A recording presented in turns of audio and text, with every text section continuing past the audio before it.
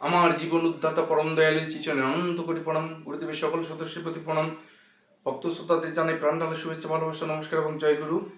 আজকের আলোচ্য বিষয় শারীরিক, মানসিক, আধ্যাত্মিক সদাচার পালন এবং অগাধ গুরু ভক্তি সফলতা কিভাবে এনে দিতে পারে। দৃষ্টান্তমূলক গল্পটি। এক গুরুর চৌর্যবৃত্তি স্বভাব ছিল, চুরি করা। তথাপিও শিষ্য 3 ধরনের সদাচার পালন হরামিশাই করে আসতো: শারীরিক, মানসিক, আধ্যাত্মিক। এই হেতু গুরুর প্রতি অগাধ ভক্তি ও বিশ্বাস। হঠাৎ তার ছেলে একদিন মারা যায়। সেই মৃত ছেলের জীবন বাঁচানোর জন্য সে কি করেছিল, গুরুর যে চরণ ধোয়া জল, তার গুরুর চরণ ধোয়া জল ছেলের গায়ে ছিটিয়ে দেওয়াতে ছেলে জীবন ফিরে আসলো, জীবন ফিরে পেল। সে সে দেখলো, ভাবলো যে গুরু ভক্তির কি মহিমা, কি ফল। সে আরো নিষ্ঠা ভক্তি বাড়াতে লাগলো। অপরদিকে ওই গুরু কি করলো, সে দেখলো যে তার চরণ ধোয়া জল দিয়ে মানুষ জীবিত হচ্ছে, তার শিষ্য ছেলে জীবিত হয়েছে। সে ভাবলো যে আমি তো হয়ে গেছি। সে কি করলো, তখন সে অন্য এক শিষ্যর বাড়িতে গেল। গিয়ে শিষ্যের যে একটিমাত্র ছেলে ছিল, এই ছেলেটাকে গলা টিপে মেরে তার নাকি হাতটা চুরি করেছে। লোকজন জানতে পেরে, ধরতে পেরে তাকে বেদম প্রহার শুরু করেছে। আর এই হেতু ওই যে যে বিশ্বাসী শিষ্য, ভক্ত শিষ্য, সে এই খবর জানতে পেরে সে দ্রুত ওই শিষ্যের বাড়িতে চলে আসে, যেখানে গুরুকে বেদম প্রহার দেয়া হচ্ছে। সে এসে দেখতেছে যে কি অবস্থা।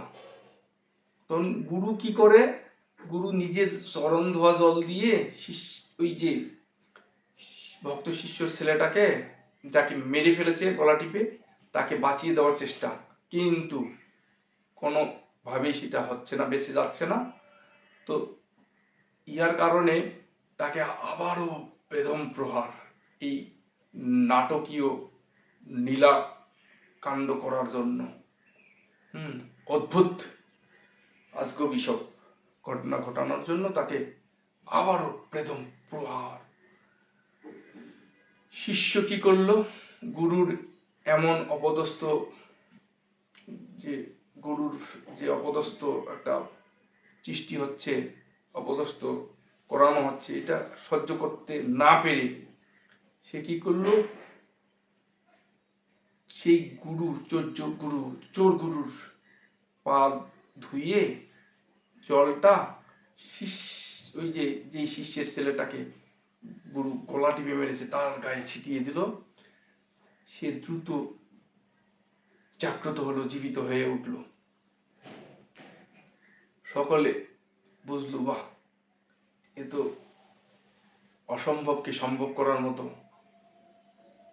তখন গুরুর নিজের যে একটা অহমিকা, দাম্ভিকতা, সেটা যে একটা ভুল ছিল, নিজের কর্মের কিছু বা সিদ্ধান্তহীনতার ভুল ছিল, সেটা সে বুঝতে পারলো।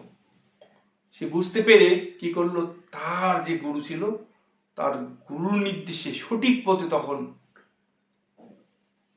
কর্ম করার চেষ্টা করলো এবং পরিশেষে সে পরবর্তীতে সফল হলো।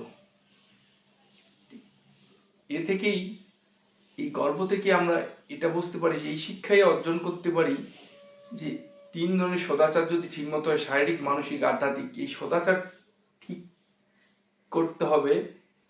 পূর্বে আমাদের গুরু ভক্তি, গুরু বিশ্বাস জাগ্রত করতে হবে।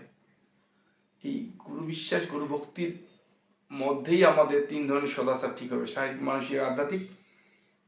এইগুলো ঠিকঠাক হলে পরেই আমাদের জীবনের সার্থকতা, সফলতা খুব তাড়াতাড়ি সম্ভব হবে। তো শুধু ভক্ত স্বজন দাদা মায়েরা আমরা আসেন প্রতিপদ থেকে আমরা এই নিয়ম নীতিতেই চলার চেষ্টা করি, তাহাতেই আমাদের মঙ্গল। সবাইকে আজকের মতো ধন্যবাদ এবং জয়গুরু জানিয়ে শেষ করছি। জয় গুরু।